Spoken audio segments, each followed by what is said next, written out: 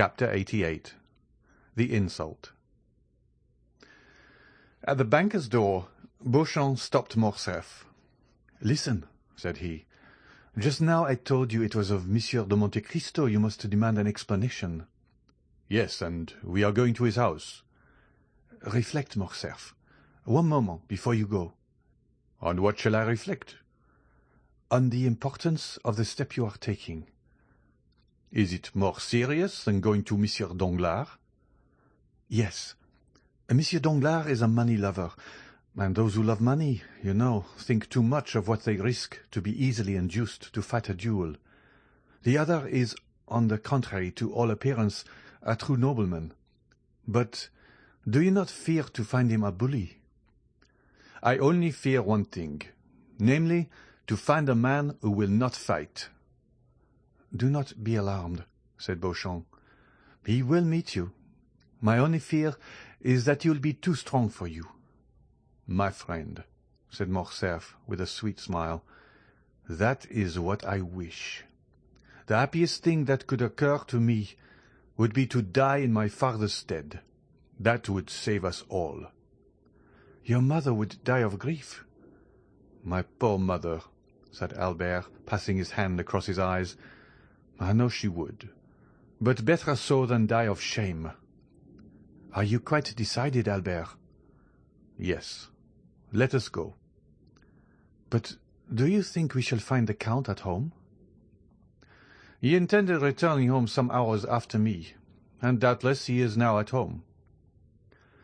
They ordered the driver to take them to No. 30 Champs-Élysées.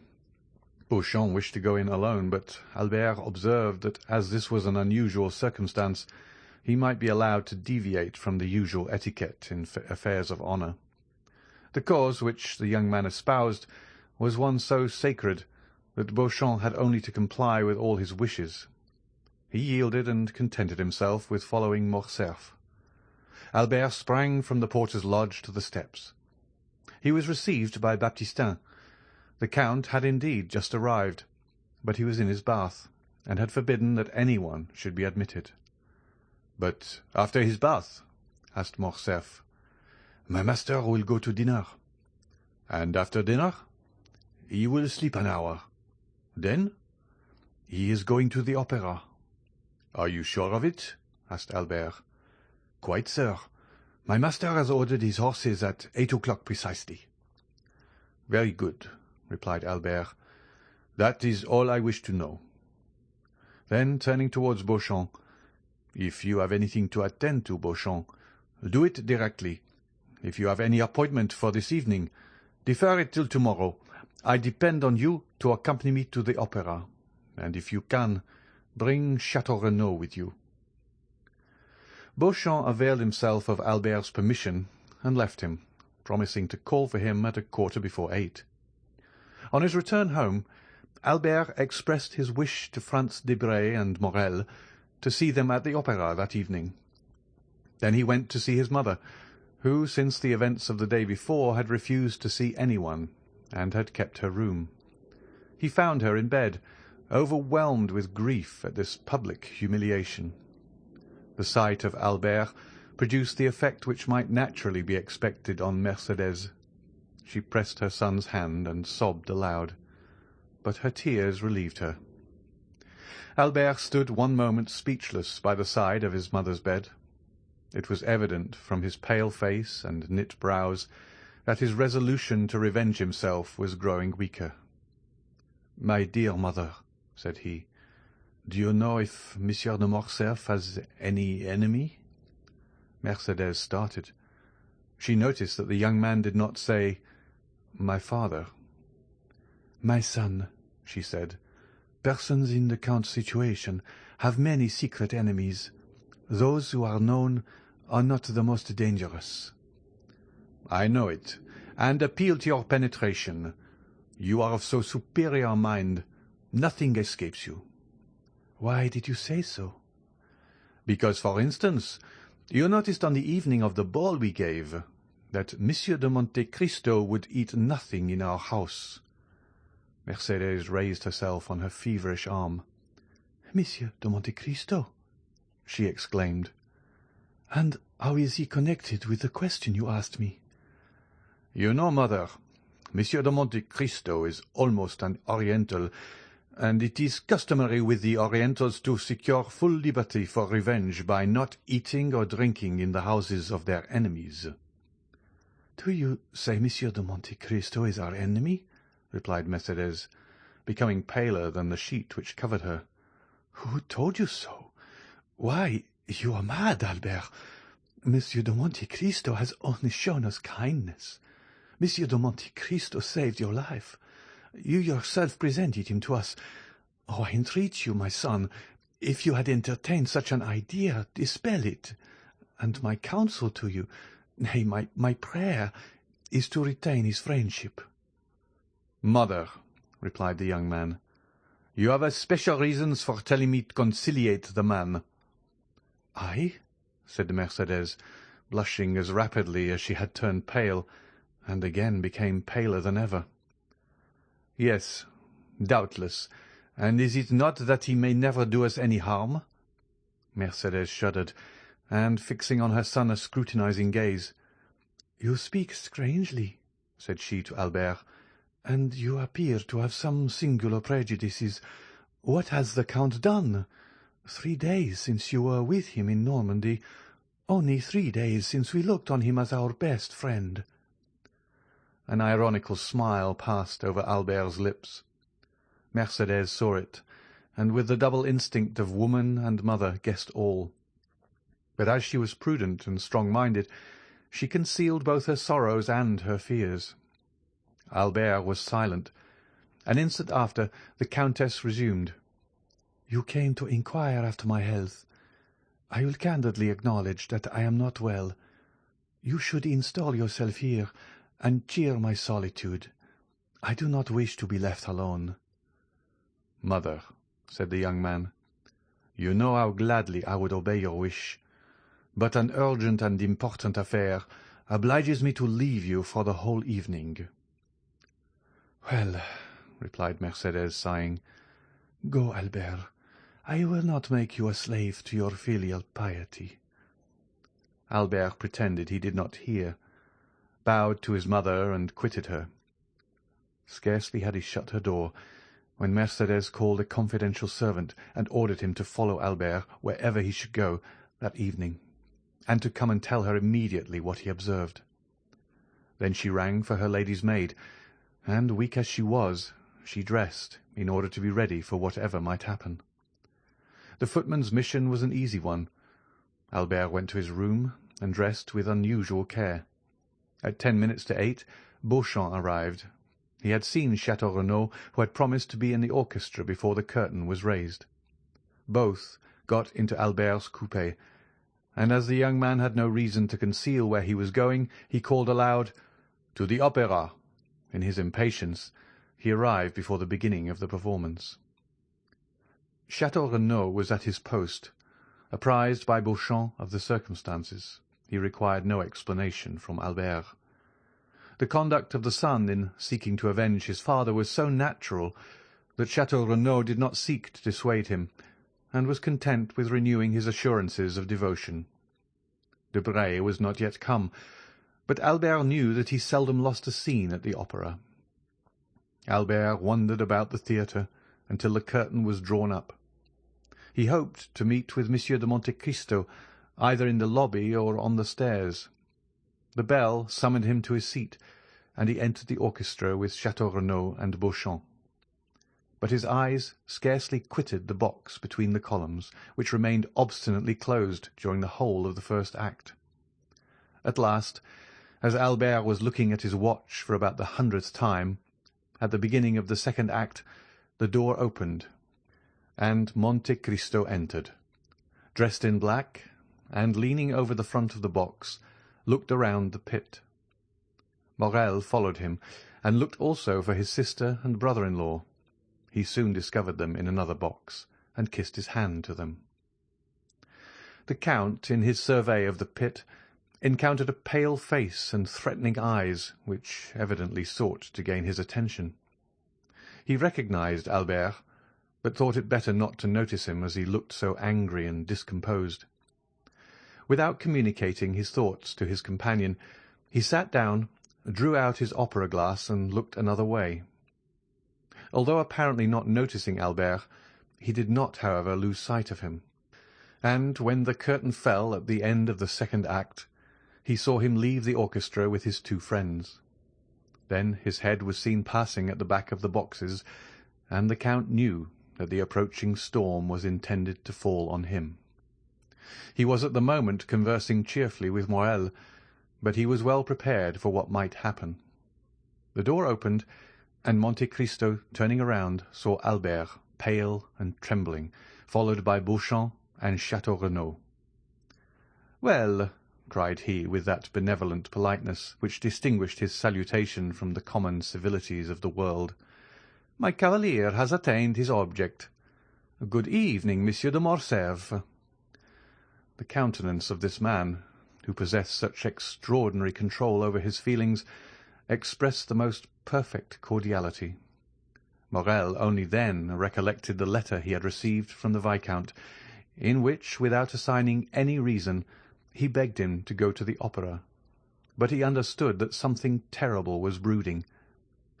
"We are not come here, sir, to exchange hypocritical expressions of politeness or false professions of friendship," said Albert, "but to demand an explanation."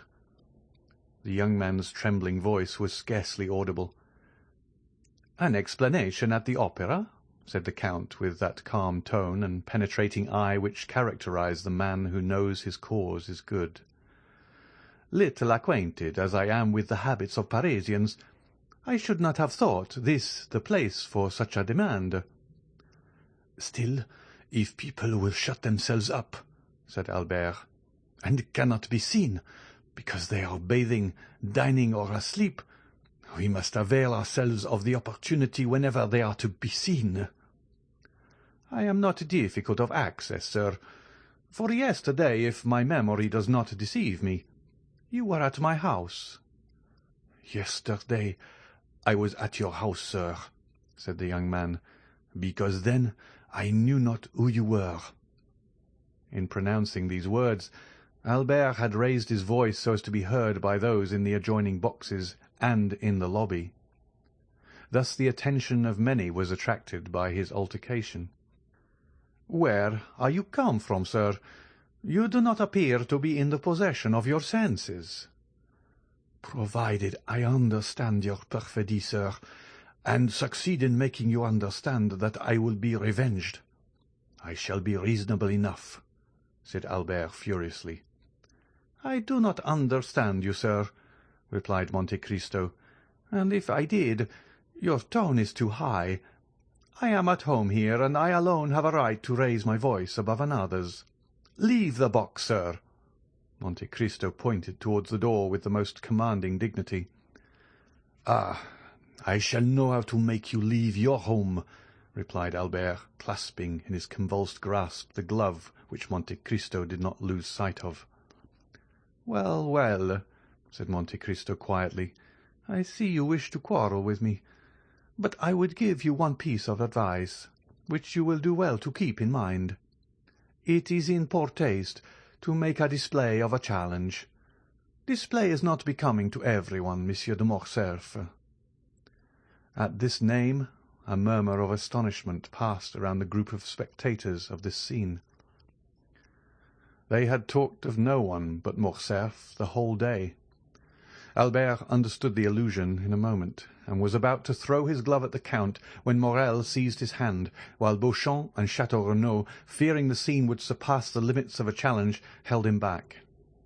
But Monte Cristo, without rising, and leaning forward in his chair, merely stretched out his arm, and, taking the damp, crushed glove from the clinched hand of the young man, "Sir," said he in a solemn tone, "I consider your glove thrown, and will return it to you wrapped around a bullet. Now leave me, or I will summon my servants to throw you out the door." Wild, almost unconscious, and with eyes inflamed, Albert stepped back, and Morel closed the door. Monte Cristo took up his glass again, as if nothing had happened. His face was like marble, and his heart was like bronze. Morrel whispered, "What have you done to him?" "I? Nothing, at least personally," said Monte Cristo. "But there must be some cause for this strange scene." "The Count of Morcerf's adventure exasperates the young man." "Have you anything to do with it?" "It was through Haydée that the chamber was informed of his father's treason." "Indeed," said Morrel. "I had been told, but would not credit it, that the Grecian slave I have seen with you here in this very box was the daughter of Ali Pasha." "It is true, nevertheless." "Then," said Morrel, "I understand it all, and this scene was premeditated." "How so?" "Yes, Albert wrote to request me to come to the opera, doubtless that I might be a witness to the insult he meant to offer you." "Probably," said Monte Cristo with his imperturbable tranquillity. "But what shall you do with him?" "With whom?" "With Albert." "What shall I do with Albert? As certainly, Maximilian, as I now press your hand. I shall kill him before 10 o'clock tomorrow morning." Morrel, in his turn, took Monte Cristo's hand in both of his, and he shuddered to feel how cold and steady it was. "Ah, Count," said he, "his father loves him so much." "Do not speak to me of that," said Monte Cristo, with the first movement of anger he had betrayed. "I will make him suffer." Morrel, amazed, let fall Monte Cristo's hand. "Count, Count!" said he. "Dear Maximilian," interrupted the Count, "listen how adorably Dupré is singing that line: "'O Mathilde, idole de mon âme.' I was the first to discover Dupré at Naples, and the first to applaud him. Bravo, bravo!" Morrel saw it was useless to say more, and refrained. The curtain, which had risen at the close of the scene with Albert, again fell, and a rap was heard at the door. "Come in," said Monte Cristo with a voice that betrayed not the least emotion, and immediately Beauchamp appeared. "Good evening, Monsieur Beauchamp," said Monte Cristo, as if this was the first time he had seen the journalist that evening. "Be seated." Beauchamp bowed, and sitting down, "Sir," said he, "I just now accompanied Monsieur de Morcerf, as you saw." "And that means," replied Monte Cristo, laughing, "that you had probably just dined together. I am happy to see, Monsieur Beauchamp, that you are more sober than he was." "Sir," said Monsieur Beauchamp, "Albert was wrong, I acknowledge, to betray so much anger, and I come on my own account to apologize for him, and having done so, entirely on my own account, be it understood, I would add that I believe you too gentlemanly to refuse giving him some explanation concerning your connection with Janina. Then I will add 2 words about the young Greek girl." Monte Cristo motioned him to be silent. "Come," said he, laughing, "there are all my hopes about to be destroyed." "How so?" asked Beauchamp. "Doubtless you wish to make me appear a very eccentric character. I am, in your opinion, a Lara, a Manfred, a Lord Ruthven. Then, just as I am arriving at the climax, you defeat your own end and seek to make an ordinary man of me. You bring me down to your own level and demand explanations. Indeed, Monsieur Beauchamp, it is quite laughable." "Yet," replied Beauchamp haughtily, "there are occasions when probity commands—" "Monsieur Beauchamp," interposed this strange man, "the Count of Monte Cristo bows to none but the Count of Monte Cristo himself. Say no more, I entreat you. I do what I please, Monsieur Beauchamp, and it is always well done." "Sir," replied the young man, "honest men are not to be paid with such coin. I require honorable guarantees." "I am, sir, a living guarantee," replied Monte Cristo, motionless, but with a threatening look. "We have both blood in our veins which we wish to shed. That is our mutual guarantee. Tell the Viscount so, and that tomorrow before 10 o'clock I shall see what colour he is."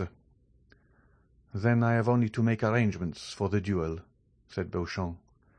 "It is quite immaterial to me," said Monte Cristo, "and it was very unnecessary to disturb me at the opera for such a trifle.